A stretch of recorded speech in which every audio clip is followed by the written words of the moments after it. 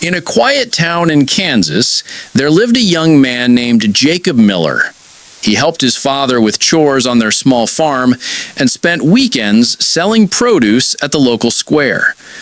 Jacob often wondered what life might be like beyond the town's borders. He imagined a fairground larger than anything the county had ever seen, a place where farmers, craftsmen, and families could gather, trade, and celebrate.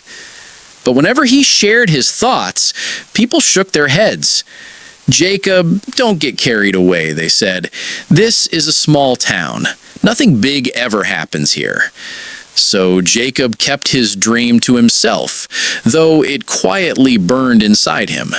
One autumn, a traveler passing through told stories of great fairs in distant states, places where farmers brought their best harvests, blacksmiths showed their finest work, and crowds filled the streets with music and laughter. That night, Jacob lay awake in the hayloft. Why should such things only exist far away, he thought. Why not here, in our own town? For the first time, he allowed himself to believe his dream wasn't foolish. It was possible. Jacob began talking to neighbors about creating a county fair.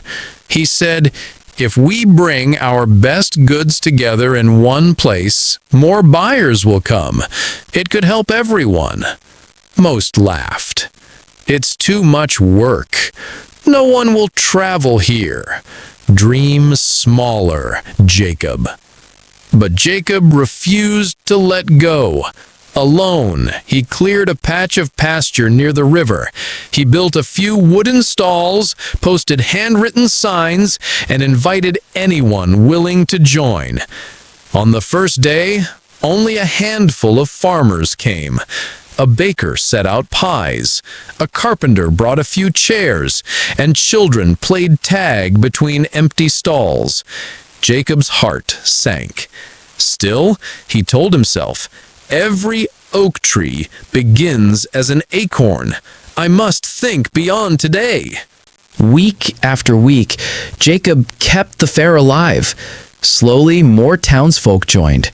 A seamstress displayed her quilts. A ramsher brought cattle, and a fiddler played lively tunes. Soon, travelers from neighboring counties stopped by. Families began marking the fair on their calendars. By the following year, what started as a few stalls had grown into a bustling county event. The same people who once doubted Jacob now said, "He thought bigger than all of us. He saw what we could not." Years later, Jacob's county fair became one of the largest in the region.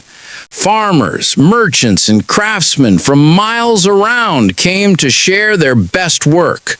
Children laughed on the rides, musicians played, and families built traditions that lasted generations.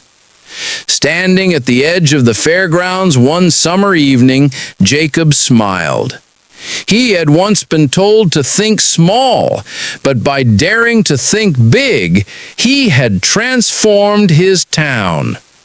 Whenever young people asked him how it all began, Jacob would say, "Don't measure your dreams by the size of your town or the limits of your neighbors.